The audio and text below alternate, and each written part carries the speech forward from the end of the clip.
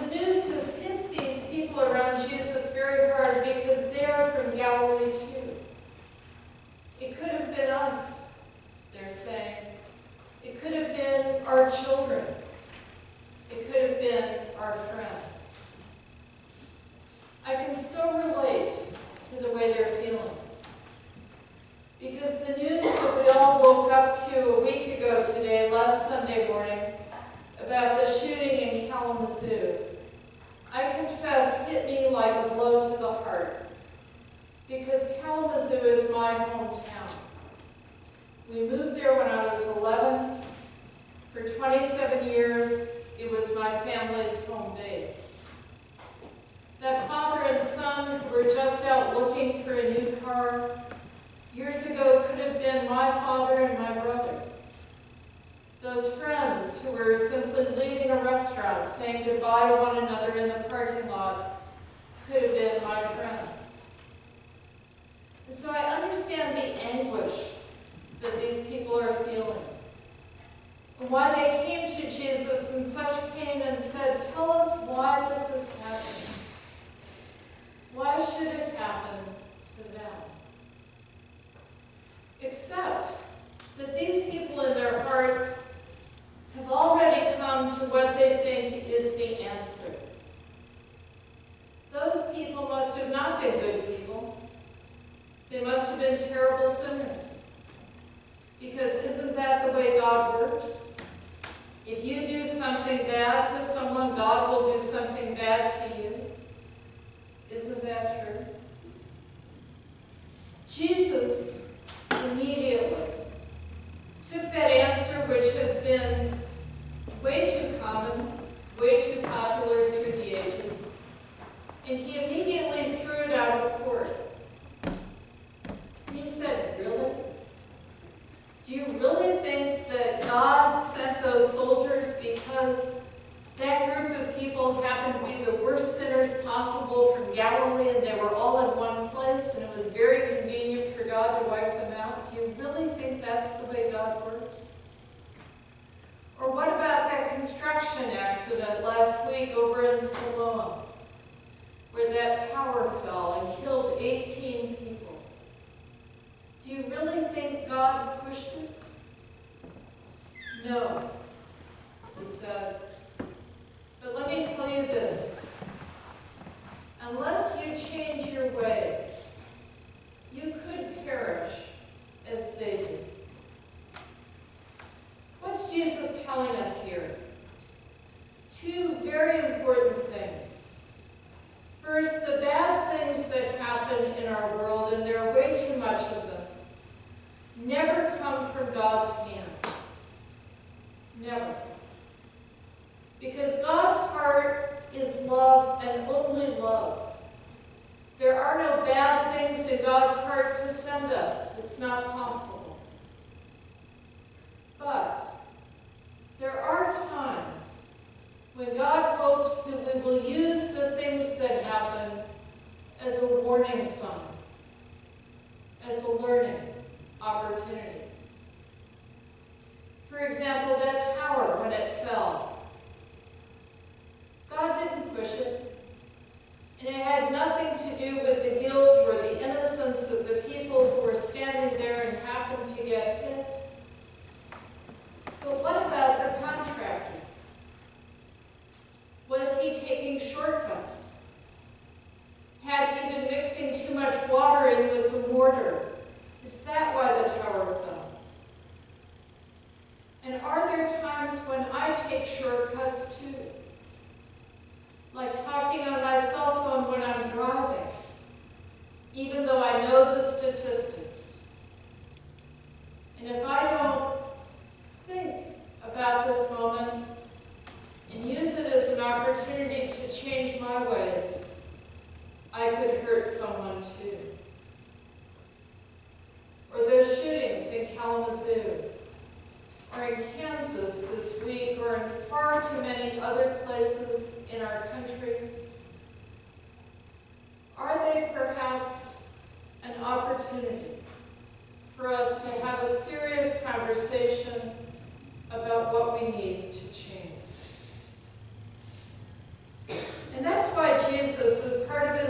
answer, told that little parable about a disappointing fig tree. There was a man, he said, who planted a fig tree. And the job of a fig tree, as we all know, is to bear what? Figs. It's what it's supposed to do. But year after year, this fig tree lay down on the job. Every year it bloomed out with great leaves, it looked beautiful, it grew, it was taller than the year before, but not a single fruit. And after 3 years of waiting, the owner had had it. So he came and he said to his gardener, "Chop this thing down.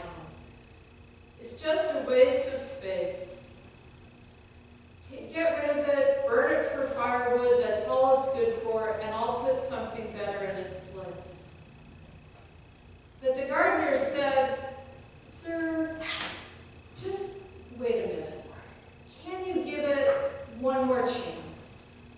Maybe if I weed around it more often. Maybe if I take some of that good manure that we just got and make a compost tea and water it with that, maybe then it will bear fruit. And if it doesn't work, well, maybe you can chop it down." Who is God in that parable, do you think? Is God the owner, or is God the gardener? Let's take a vote. How many think God is the owner? The gardener? Yes. Jesus is telling us that God is all about second chances. God is all about the kind of forgiveness that gives us the strength and the opportunity and the coaching we need to try again. But Jesus is also saying that our time to accept that second chance, that opportunity, is limited. And that's not a threat. That's just reality. For example, if you hurt someone, you know that you don't have 100 years to get around to apologizing. You have right now. Because tomorrow, who knows what will happen. And so when we're in this situation, we can feel God, the gardener, go to work on us. We get those nudgings in our hearts. Come on, pick up the phone. Call him or her already. Say that you want to have coffee. Say that you want to talk. Do it now. Have you had that experience? God poking you in the ribs. Because if we don't take advantage of that second chance, that relationship could perish. Bad things happen in our world and in our lives for a lot of reasons. Some of them we can never understand. There is a certain random evil in our world. But others, we can see so clearly the human hand that was involved, the action or the neglect that led to that problem. And that's where Jesus wants us to put our attention. On the opportunity that you and I have to do better next time. On God's gift of a second chance. My father-in-law, Greg's dad, was a great gardener. And every year when we went out to visit them, they lived in Massachusetts, I would be amazed at what he had done. Astounded at the gorgeous flowers that grew along their driveway. At the buckets of produce that he brought in from his vegetable garden for lunch every day. And I was always trying to figure out his secret. How do you do it? He said. What's your magic formula? And he would always laugh and say, I don't do anything, they just grow. But then I remembered, then I noticed, as we walked around the yard, he was always carrying a little fork in his hand. And every so often he would bend down and so very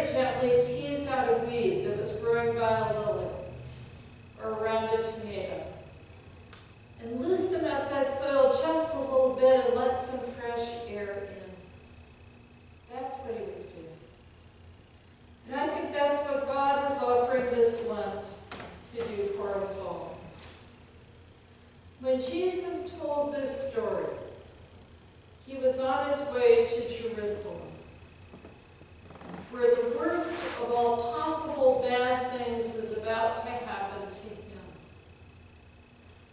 But you and I know that that's not where the story ended. That was not the period that God put on Jesus' life. Instead, against all expectation, God raised Christ to new life. And that's what Christ is offering to do this Lent for us all. In God's name, amen. Amen.